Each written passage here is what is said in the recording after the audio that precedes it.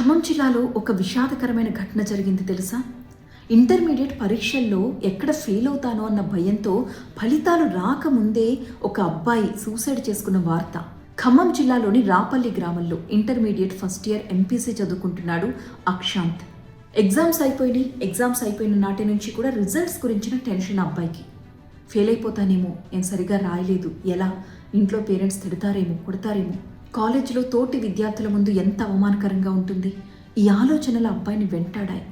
ఇక రిజల్ట్స్ వచ్చే రోజు దగ్గర పడుతున్న కొద్దీ అబ్బాయిలో టెన్షన్ పెరిగిపోతుంది, డిప్రెషన్ పెరిగిపోతుంది. ఫెయిల్ అయితే ఎలా అని ఒకటే ఆలోచనలు. ఇవన్నీ కలిసి ఆ అబ్బాయిని సూసైడ్ చేసుకునే విధంగా ప్రేరేపించాయి. రైలు కింద పడి చనిపోయాడు. తీరా రిజల్ట్ ఏంటో తెలుసా? అన్ని సబ్జెక్ట్స్లోనూ ఆ అబ్బాయి పాస్ అయ్యాడు. మంచి మార్కులు వచ్చాయి. 50+ మార్క్స్ తెచ్చుకున్నాడు. కానీ ఇంకా ఫస్ట్ ఇయర్లోనే ఉన్నాడు ఆ అబ్బాయి. ఒకవేళ ఫెయిల్ అయ్యున్నా సప్లిమెంట్ రాసి ఉండొచ్చు. సెకండ్ ఇయర్ కంప్లీట్ అయ్యేలోపు సబ్జెక్ట్స్ అన్నీ కంప్లీట్ చేసుకుని ఉండొచ్చు. కానీ ఎందుకు ఇలాంటి నిర్ణయం తీసుకున్నాడు? పేరెంట్స్ ప్లీజ్, మీరు జాగ్రత్త మీ పిల్లల పట్ల. ఫలితాలు వచ్చిన తరువాత వాళ్ళు ఆశించిన ర్యాంక్ వాళ్ళు పొందలేకపోయినా, పిల్లలకి తక్కువ మార్కులు వచ్చాయనో, ఫెయిల్ అయిపోయారనో గబగబా ఒక మాట అనేయద్దు. అప్పటికే వాళ్ళు చాలా బాధలో ఉంటారు. అరే, నేను ఎక్స్పెక్ట్ చేసిన రిజల్ట్ రాలేదే, ఫెయిల్ అయిపోయామే, తక్కువ మార్కులు వచ్చాయని. ఆ బాధకి తోడు మీ మాటలు వాళ్ళని మరింత డిప్రెషన్లోకి నెట్టేస్తాయి.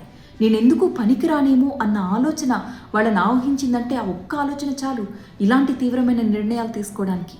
దయచేసి తిట్టొద్దు, కొట్టొద్దు, పక్క పిల్లలతో పోల్చొద్దు.